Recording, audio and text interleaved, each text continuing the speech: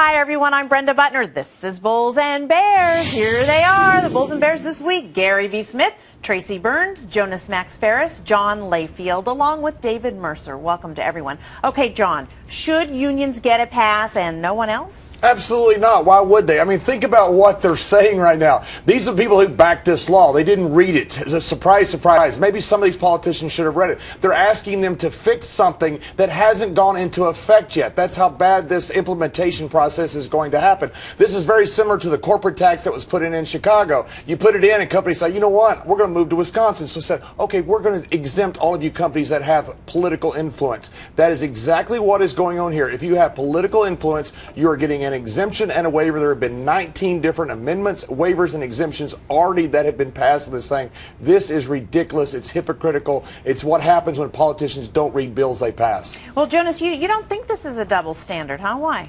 Well, they have a legitimate beef in the sense that they have a collective bargaining. Most workers don't organize and negotiate a health care package along with their pay package. So if your employer does kick you off and do an exchange, you might get a higher pay rate in the future because that cost is now the burden of your employer.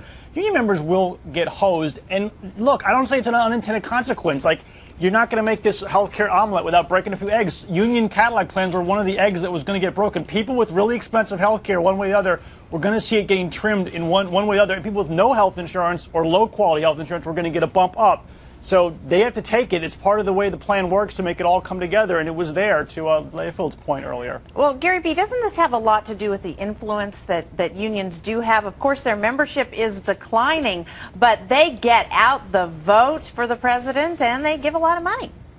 Exactly, Brenda. You know, when you showed that tape before, I had to laugh because it looked like something out of, some kind of political movie. I mean, you could have just had, under that, the Chiron Reed, a crony capitalism. I mean, there it was, Trump walking down all kind of smug and smiling, and you knew the message there was like, hey, we helped get the president elected. We're going to get a deal done on our terms. I mean, you don't need to be a rocket scientist to figure this out. And so what's going to happen? It looked like, if I can, read Trump's body language and what he was saying is, there'll be a special deal cut for the unions, and so they'll get these Cadillac plans, they'll get money from the taxpayer, they'll make out great. The rest of the other 50% that didn't vote for Obama will get hosed.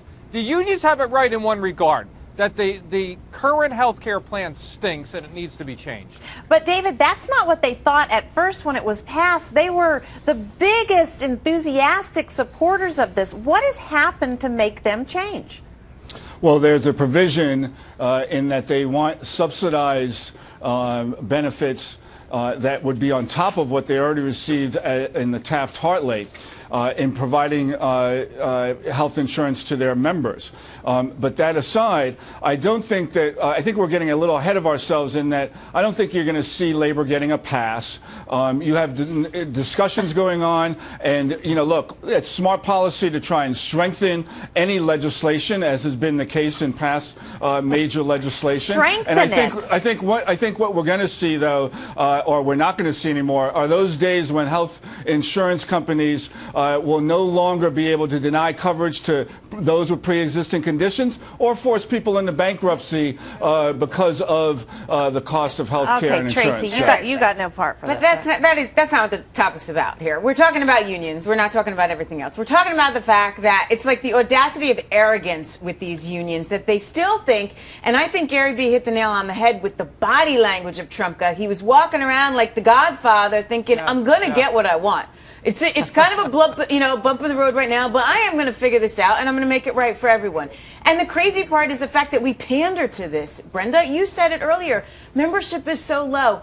The money can't be that good anymore towards votes. It just can't be. There's enough people out there that get that these guys are just doing it all wrong. And John, doesn't this give a green light now for lots of groups to say, hey, they got a pass, what about us? Absolutely. Look, David's a very smart guy, and I like David, but it's the fact that people get passes, that's the reason we have a 70-something thousand page IRS manual right now, because everybody gets passes if you have political influence and if you can buy off these crooked politicians, which is exactly what these big lobbying groups do, and if you have influence, you get that done. Look, this is the problem that has come with healthcare. It's about $190 billion is what they're asking for. That is going to come out of the rest of us that are paying taxes in this. This is a free pass. It costs a lot of money, not to them. Well, Again, I'll just reiterate that there's no pass on the table for discussions. Okay. So let's wait until that time comes, if it comes at all. They're asking for one, okay? And that's a right for David everybody is to right. ask and okay. petition their government to do that. Okay. And if you got power, you'll get it. David is right in the sense that the healthcare lobby got more in this bill than the union lobby or the union pressure is going to get in it. That's why their stocks are all rocking and rolling during this whole implementation, because they're not getting any punishment on their side. The punishment is going to be taken by some people. This plan benefits, David brought up earlier, some lower income workers, some people without health insurance, because it hurts other people. That's how it works. It needs to hold it together. All the pieces have to be there. That's why the unions are going to get what they want. That's why the Supreme Court thing was so important. If you take away a piece of this, it unravels like a big ball of yarn. So these play pieces have to make it. Otherwise, you can't just give out health insurance to all these other people and the pre-existing thing and all that. So, And if I can add a point to Jonas's remark, the subsidies that are accruing for those that don't have health care are for those that don't have jobs, for those that may be unemployed, below the poverty line, and so forth. Here we're talking with regard to labor's push is for those who already have jobs, have full health care from labor and so forth, and there would be a double subsidy put to them, and that's the real sticking point, which I don't think you'll see get a pass and then get through what they're asking for. Okay, Gary V. Well, Brenda, here's the irony. David mentioned that, all these iterations, we've strengthened the law. We've strengthened it so much that every group I can see wants out of it now, except the big health care insurance. Right. Congress doesn't want to be under the umbrella of this. The unions don't want to be. It's such a great law. It's so strong. We rushed it through that we need to make these changes, and it's even better law now. So everyone should join up. I'm sorry. Jonas mentioned that we can't have all these things breaking. Look. We wouldn't have all these things breaking if this was well thought out. It wasn't well thought out. The healthcare system is broken to begin with. Hold on a second. Hold on, David. It was so well thought out that everyone wants out of it, just like every other big government program. Okay, I got to get Tracy in here. I just think that this is the problem with our political system these days, is that we hand out favors.